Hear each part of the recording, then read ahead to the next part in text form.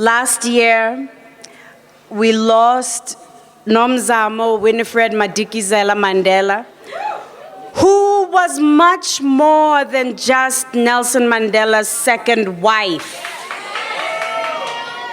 You'd have to add Angela Davis and Marilyn Monroe and Coco Chanel and Queen Nzinga and Nefertiti and Oshun and Kali to get this woman, to get the enigma, the complexity, the contribution of this woman. But of course, mainstream media being mainstream media, they won't say that. They'll say she's a murderer. They'll say, nyue, nyue, nyue, nyue, nyue.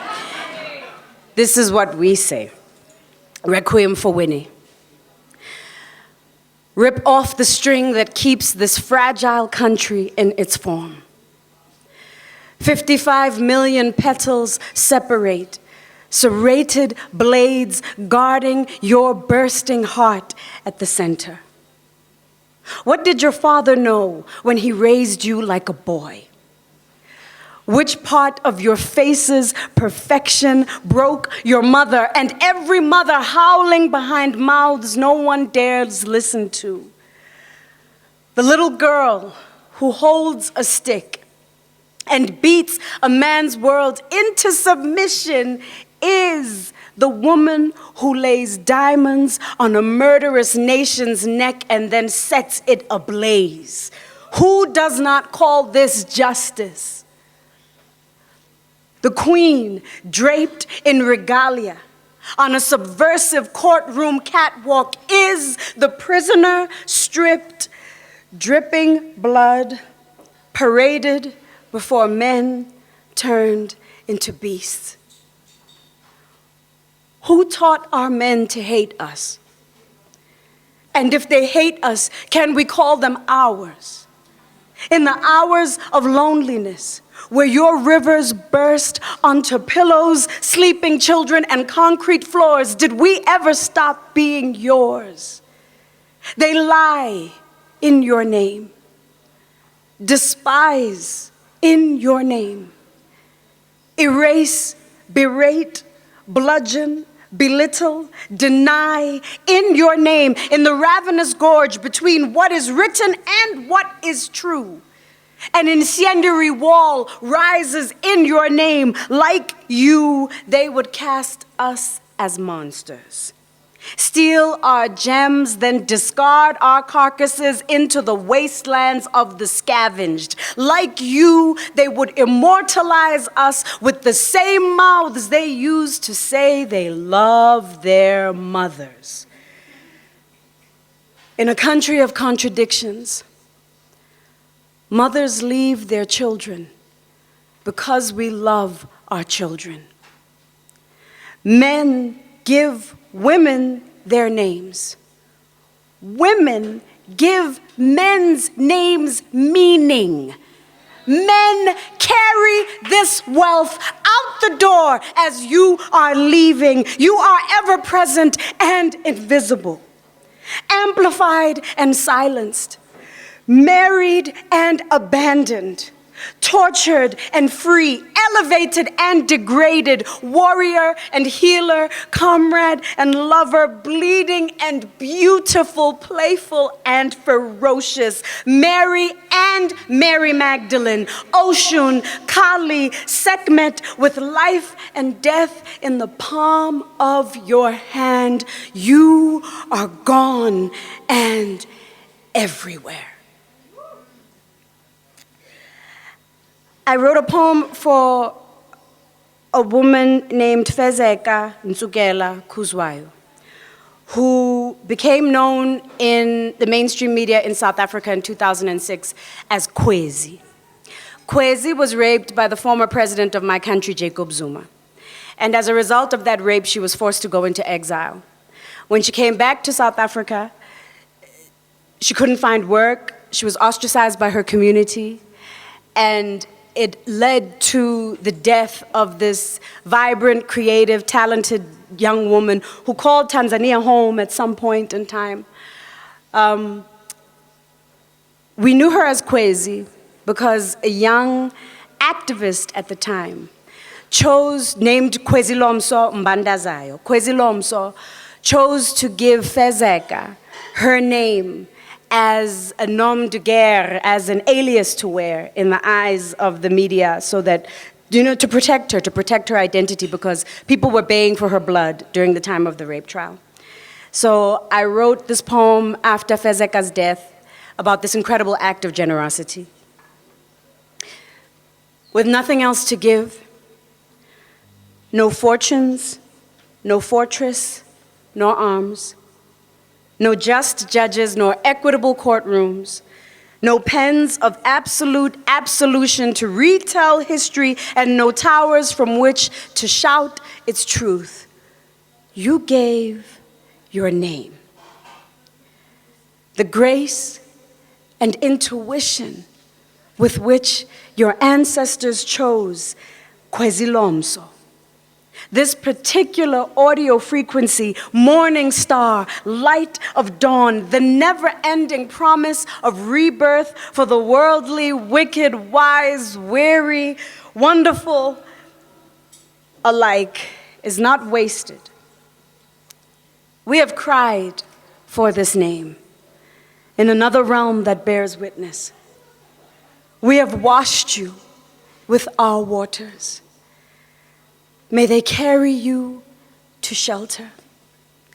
May you rest upon their shores.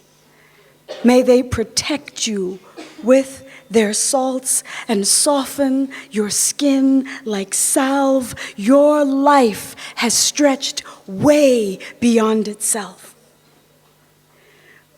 We enter this world with nothing more than the small skin of our mothers.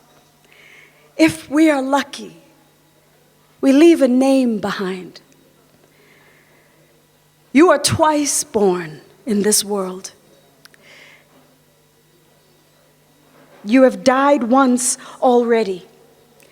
If you die in a dream, the ancients say, it means you will live forever. You are the dream of everlasting mornings. You are the death of the long, painful nights. You are the golden fabric around the waist of the new day, and your name, beaten, broken, battered, bruised, grows new skin with each tear. What magic are you who dies and still lives?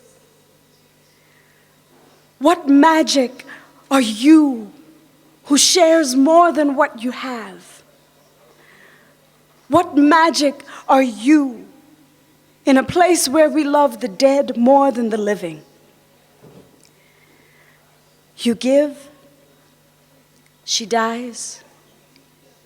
You live. We love your name. We know her name. We love you both, Kwezi.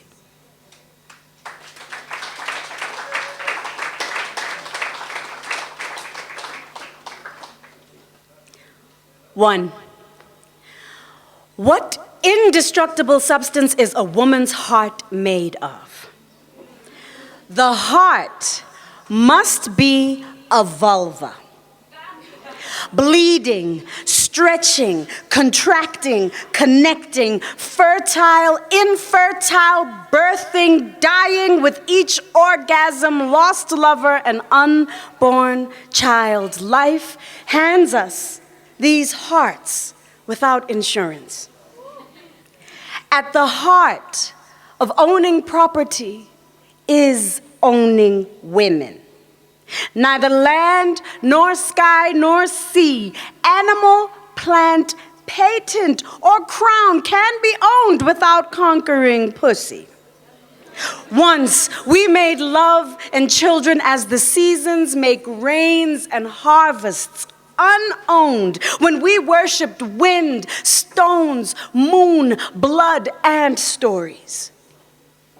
Respectability and forgiveness are concepts sold to women and black people, so we do not fight for power with the same ferocity with which power is taken from us every waking day. There is a cross burning between your legs. They sell Jesus as a placebo, as if a revolutionary like Jesus would ever endorse pay-as-you-go churches or the asinine bullshit done daily in God's name. You die slowly, making life easy for what is killing you, too. This is not the motherhood of pink and blue ribbons and fluffy toys. This is not an ad for women who worry more about washing powder than they do about finances. This is not an exaltation of asexual mammies who only know dicks and darkness that won't claim them in daylight.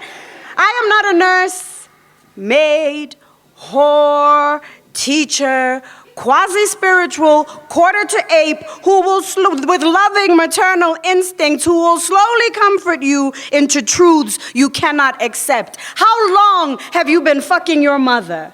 Sideways, over and above the myths told to girl children through baby dolls that never cry and Barbies that breed without genitals. I waited for Prince Charming to save me for so long, I forgot to be my own hero. I will raise my children to believe in opposites. If you love yourself, they will hate you. If you can live in their world, you are dying. If you chase their approval, you will hate yourself. If he hits you, hurts you, hurls your heart against the wall, it is because he does not understand the relationship between blood and consequences. It is not your job to teach him. Nobody claps for martyrs. They will build a shrine upon your pain and say they did it in your name. Rather, go mad. Because this 3D world is just an asylum for truth tellers. I'm working on a play right now about the life of Sarki Partman, who was, thank you. Yeah, you know about Sarki, fabulous, yay, okay. Sarki's story is the intersection of so many forces that are still acting on black women's bodies today. She was abducted in the early 1800s as a 15-year-old from her home in the Eastern Cape and taken to Cape Town to work as a slave/indentured servant. Then from there, she was taken to Europe and put on display in the freak show circuit, basically. But at the peak of her fame, she was doing 12 shows a day at Piccadilly Circus. She was referenced by fashion. She was referenced by political cartoonists. She was on the cover of everything. Her image, her body became iconic. So we're telling this story because I'm passionate about memory. I'm passionate about preserving the memories of especially difficult women. I think Sarki's body, which is a body I've walked around with for a very long time, all of a sudden has become a body that people pay for. Like, when did that happen? Anyway, that's another story. So, if you have ever felt like Sarki, if you have ever felt like a stranger in the world inside of your own body, then this poem is for you. I wake up in the morning. I wear beauty as armor. Outside the front door is war. A neighbor sees a hippopotamus. A taxi driver sees sex. School children see a joke. I move past them. Back tall, namaz, firm, make me nice, holding me back. Hoping that the person sitting next to me in the taxi won't be fat, because you can't have two fat people together. Eyes everywhere at the mall, praise, criticize, and hate. Maybe they hate my hips. Maybe they hate my walk. On tour, I have to worry about walking. The elderly white couple gawking as I check into the flight, walking down the aisle of the plane sideways. I can feel the familiar weight of laughter from behind. I am not normal anywhere. Every street, every building, every step is a stage, a courtroom, a battlefield, a spotlight. My skin is thick, my heart is thin. Gravity pulls worlds towards me. I've got lips on my knees, eyes on my back, cannons on my bum, poised for attack. The roar of my thighs plagues the minds of many men. I'm a living fantasy. I leave them for dead. I once loved a man who was very, very small. I put him in my heart where I could keep him warm. He loved the lights, he loved my voice, he loved the drama of the stage. But when I took him home, the love was not the same. He got lost in my roles. He got high on my ass. He tried to swim in my belly, but he did not have a plan for who I really am when no crowds are around. He got lost in my meat. He drowned in a song, weighed down by a persona we both carried for too long. When I tried to take it off, it was too much for him to bear. The heaviness of the woman left when no audience is there. He got lost in my arms. He got buried in my breasts. He suffocated in the oceans I carry in my chest. He got lost in our home. He crawled out into the streets. He got lost between the bones of women skinnier than me. For 7 years, I tried to hold him in the folds of my flesh. 7 years of searching until my sanity left. It takes guts, it takes tears, it takes a fuck shit mentality to know that I am worthy when every eye screams freak. I sing because there's a war being fought over my body. My small lover says, usindwa ngamasende la endlini, which means your balls are too heavy for this house.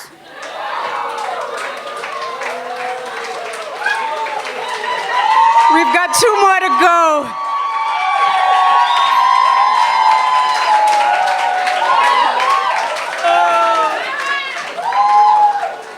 So the play is coming out in September. I know Ubuntu has a theater component as well. It's a 2-hander. It's really easy. All we need is a platform and a screen. We could do it here. Bring us back, please. Please, please, please, please, please, please, please. Beyond water and bones, beyond blood and breath, the body is the soul's physical address. We are light, cocooned in skin. Sun children growing in the universe's womb. Each of us is a star draped in human form. Our bodies are God's couture. Fleshy fabric dripping color and culture on a cosmic catwalk. This body is too much for too many, and not enough to be right for those left to decide what beauty is. TV and magazines do not understand the symmetry between design and purpose. A masterfully crafted machine created to serve as witness to our evolution. All that we are, all that we've been, all that we can and will ever be is housed in a sanctuary of skin. No thought escapes the body. No emotion eludes the body. This is my home, my transport, my support, my friend. So when the world renounces my beauty, I reply, the landscape of the body cannot be seen by the eye. My skin knows me by heart. When I laugh, thunder rumbles, remixing pain into song. Moonstones sparkle in my smile, and I know that I need the darkness as much as it needs me to be a star. And when I cry, rain falls from my eyes. Never touching the ground, my waters disappear to join the air, and I know that my heart is everywhere. The roads in my face will tell you that I have withstood sandstorms and held the eye of the hurricane with my stare.